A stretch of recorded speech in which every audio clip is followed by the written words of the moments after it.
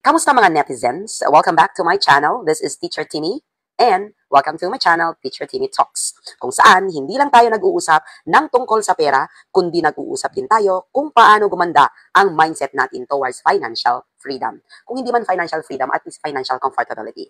Financial comfortability. Financial comfortable ka ba? Pag-usapan natin yan.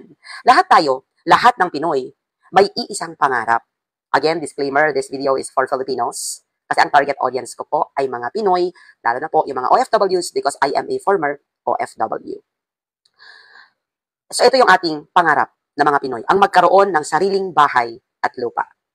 Pero napapansin mo ba na kahit ito ang ultimate Pinoy dream, karaniwan, ito ang huling priority natin.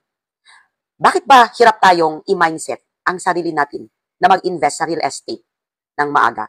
Bakit laging may excuse? Sa vlog na ito, aalamin natin ang mga cultural and emotional barriers na humahadlang sa ating pagyaman. At syempre, magbibigay din ako ng mga solusyon na Pinoy-centric. So, let's start. Part 1. This is a part 1 of 3 videos. So, ipe-playlist ko po ito para mas maganda. Ang tatlong yugto ng pagpapaliban, the stage of delay. May stages sa buhay ng Pilipino na kahit ideal na mag-invest, laging nasa-set aside ang real estate for something else. Ano-ano nga ba yung mga stages na yon? Stage 1, the freedom stage. At ages 22 to 28, wow, batang-bata, di ba? Financial status, fresh graduate.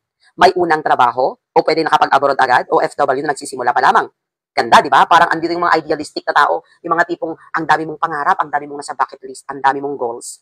The excuse, wala pa akong ipon, enjoy muna ako, yung free and single, di ba? Kasi batang-bata ka pa, di ba? So living the life, kumbaga. But the reality, the money that could have been the down payment for a small lot is spent on immediate gratification. Again, ano ang immediate gratification? Yan yung mga gadgets, travel, panglibre ng tropa, pag sumahod, feeling mo, deserve mo, feeling entitled ka, ikaw ang napagod, so kailangan ikaw din ang gumastos. Pag-upgrade ng lifestyle. Yan. Which is understandable because ikaw nga yan, naghihirap ka naman, okay. But then again, it is unsustainable. Again, inuulit ko, understandable, but often unsustainable. Kasi nga habang tumatagal, lumalaki na yung gastusin mo. The common thinking is, bata pa naman ako, marami pa akong oras para dyan. Di ba? Hanggang sa tumanda ka na, anyarete. Stage 2, the setup stage, ages 29 to 38.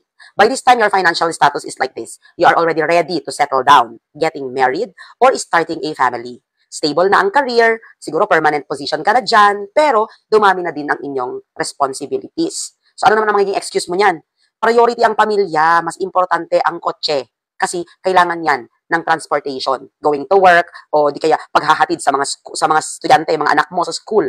O di naman kaya kailangan mag-down payment para sa bahay na titirahan na kaagad. Hindi yung i-invest lang na bahay. Here's the reality. We often confuse a home, which is a liability or expenses, with an investment or an asset. And the focus shifts to visible symbols of success, like a nice car, an expensive wedding, private school sa mga bata, leaving no room for long-term passive wealth creation, like investing in real estate that you don't immediately occupy. You know what's wrong with the house? Ganito kasi siya. Once na ganitong edad ka na at mag-start ka na ng family mo, yung mindset na kasi ng mga tao by this time is yung immediate na titirahan nila. So you become end user of that house. And most often than not, low down payment, katulad nung sinabi ko kahapon na na-avail mo yung house through housing loan ng Pag-ibig or bank financing. Then, down payment lang or the equity ang na-provide mo, installment basis, then may monthly amortization ka. But the thing is, hindi yun investment. Kasi kung end user ka, because immediately, nandun na yung need mo to use that house, titirhan ng family mo, then hindi na po siya asset. Kasi po, the moment you step in dun sa house na yun at titirhan mo na siya, then magma-monthly amortization ka, ibig sabihin, end user ka, hindi na po yun income generating. At titirhan mo po siya. Ikaw na po yung end user. Diba yung sinasabi ko kahapon na nag-invest ako before I went abroad, then habang nasa abroad ako, na iparent ko, ibang usapan yon. When you use it for rental business, passive income, that's different. Yun po. Pero pag ikaw na ang gumamit mismo, end user ka, hindi mo na po siya magiging asset. It becomes a liability or expenses na po. Kasi magbabayad ka na monthly, ikaw na ang magbabayad nun. Stage 3, the repayment stage, age 40 plus.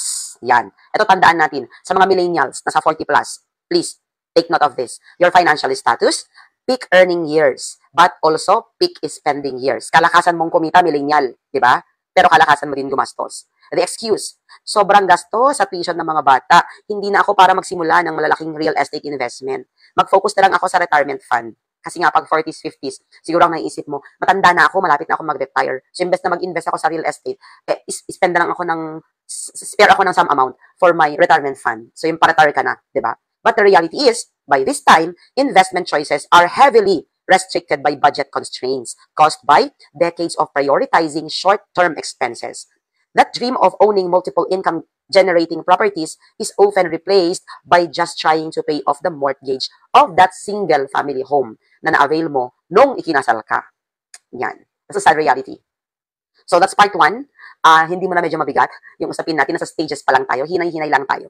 Mag-subscribe ka na sa aking channel, Teacher Timmy Talks, at abangan ang part 2. And this is Teacher Timmy saying, happiness is a choice. So always choose to be happy. Blessed Sunday, everyone. Bye-bye.